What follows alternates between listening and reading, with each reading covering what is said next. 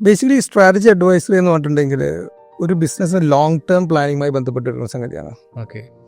ഒരു ബിസിനസ്സിന് usually definitely they will be having tactical issues എന്ന് പറഞ്ഞിട്ടുണ്ടെങ്കിൽ അല്ലെങ്കിൽ ടാക്ടിക്കൽ മാനേജ്മെന്റ് ഇഷ്യൂസ്. അത് ഇന്ന് സോൾവ് ചെയ്യേണ്ട പ്രോബ്ലം അല്ലെങ്കിൽ ഈ വർഷം സോൾവ് ചെയ്യേണ്ട പ്രോബ്ലങ്ങളായിട്ടുള്ള കുറേ പ്രശ്നങ്ങളുണ്ടാവും. ആൻഡ് യൂഷ്വലി ബിസിനസ്സുടെ ഫോക്കസ് ആ ഏരിയയിലായിരിക്കും. നമ്മളുടെ ഇന്നത്തെ മാർക്കറ്റിംഗ് പ്രോബ്ലം അല്ലെങ്കിൽ ബ്രാൻഡിങ് പ്രോബ്ലം അല്ലെങ്കിൽ HR പ്രോബ്ലം എന്ന് പറഞ്ഞാൽ ഒരു ഷോർട്ട് ടേം ബേസ്ഡ് ആയിട്ടുള്ള പ്രശ്നത്തിന് മുകളിലാണ് അധികം ബിസിനസ്സുകൾ ഫോക്കസ് ചെയ്യാറുള്ളത്. ഇതിൻ്റെ കൺസൾട്ടിങ് ആവശ്യം വരുമ്പോൾ ഇവിടെ മാനേജ്മെന്റ് കൺസൾട്ടൻസിനെ ഏൽപ്പിക്കും. People who actually consult on how you should manage the business. Okay. Strategy consulting അല്ലെങ്കിൽ സ്ട്രാറ്റജി അഡ്വൈസറി എന്ന് പറയുമ്പോൾ it is about the long term plan. It is something related to your vision. നിങ്ങളുടെ വിഷനുമായി ബന്ധപ്പെട്ട് കിടക്കുന്ന ഒരു സംഗതിയാണ്.